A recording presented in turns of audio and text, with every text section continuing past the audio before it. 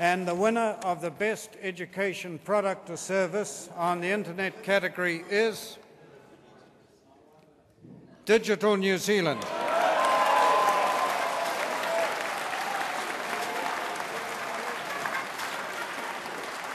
And accepting the award on behalf of Digital New Zealand is Andy Neal, Director. Andy. Thank you. Well, what a surprise. But this is a really great honour for Digital New Zealand and the National Library. I'd like to actually start by thanking the content providers. We have about 60 content providers throughout New Zealand who really took a bit of a jump with us. When we approached them with the idea of opening up access to their data and their content, I think there was a bit of scepticism, and they've really taken a leap of faith. And they allowed us to really reach into their organisations and their websites and essentially open up access to all of their content and their data. And these are universities, libraries, public agencies around New Zealand. And I think what they've allowed us to do is really wonderful because it's really allowed other people, developers, other organisations to enhance their own services by getting access to all of this wonderful New Zealand content. I'd like to thank the team at the National Library and the leadership of our Chief Executive, Penny Carnaby. And I'd also like to thank our vendors, the development teams we've been working with, 3 months, Kodak and Boost New Media. I think one of the areas that we're most excited about is the way that this content can interact and be useful for education. As the digital era continues, more of New Zealand's culture and knowledge is moving into the digital form, and it's really important that schools and the education sector itself has access to New Zealand content, that we're not just filling the broadband pipes with only international content. And we need to make...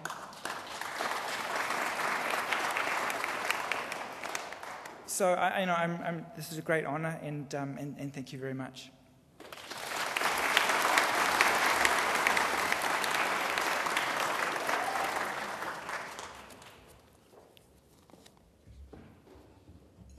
Now dinner will be served, and we'll take a break with announcing awards as dinner will be served shortly. Please enjoy it, relax, and have a good time. Thank you. Right, we continue with the awards.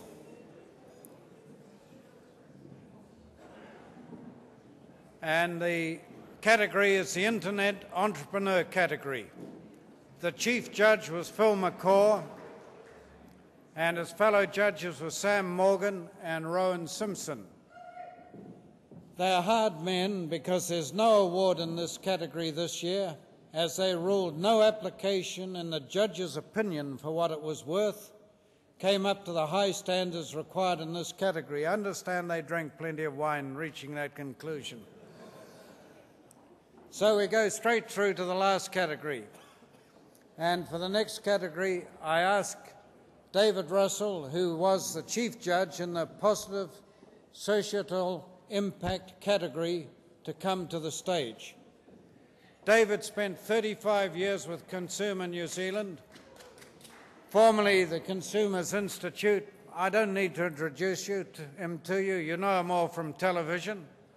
The last 17, he was the Chief Executive. He's on the board of the Domain Name Commission Limited, Ambassador for Lifetime Design, an organisation promoting accessible housing for the disabled and elderly. Is the patron of the Plain English Action Campaign, so he must speak clearly and plainly to you tonight. He's chair of the Telecommunication Dispute Resolution Council, director of Internet book retailer NZ Books Abroad, and a consultant on consumer-related matters. David, please.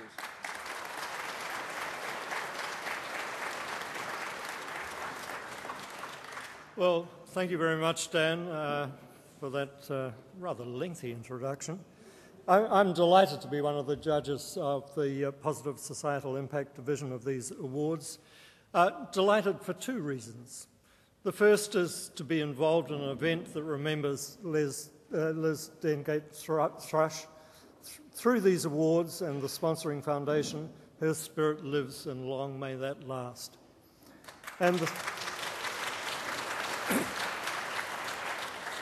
And the second, the Internet's power for good as demonstrated in all the entries that we reviewed.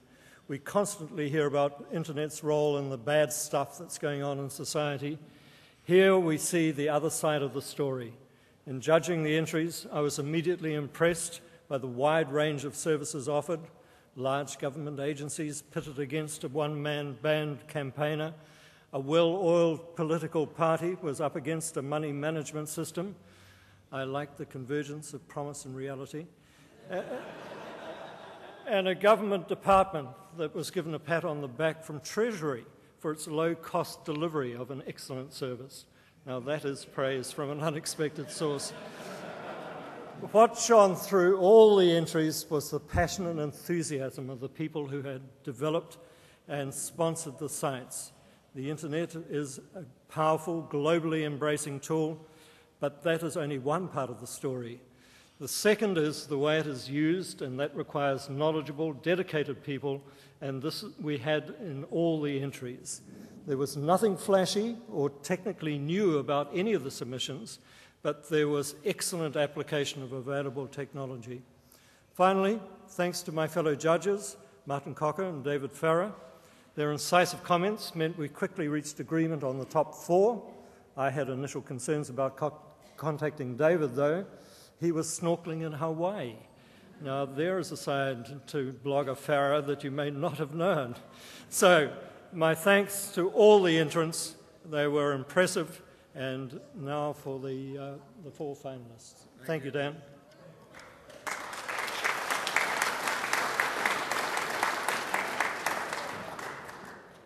Thank you, David. And again, as I call the names, I'd like the recipients of the certificates to come on stage and remain there until the winner is announced. The finalists in the Positive Societal Impact category are 1, the Inland Revenue.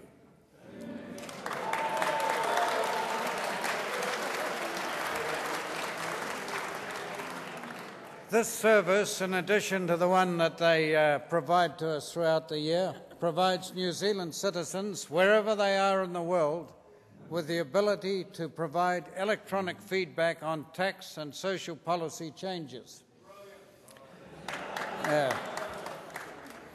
they may impact them far more easily and efficiently and effectively than the traditional submission process. It also allows everyone to view and provide feedback on issues raised by others. The recent change to student loans policy was the first policy change to use this service. It is also a first for the public sector in New Zealand, providing an electronic forum to seek feedback about proposed policy changes and sets the standard for such other policy advice across government. So the Inland Revenue. The second is Deaf Aotearoa New Zealand. And may I say thank you to the 2 ladies who have provided our official but silent language tonight. Thank you. Thanks to the introduction of the Video Relay Service, VRS, through NZ Relay, for the first time in New Zealand, a deaf person can order pizza over the phone in their first language, New Zealand Sign Language. VRS allows deaf people to use sign language to communicate via video conferencing with a qualified NZSL video interpreter through the internet, webcam, or a video phone. Now that's a major improvement for the deaf people.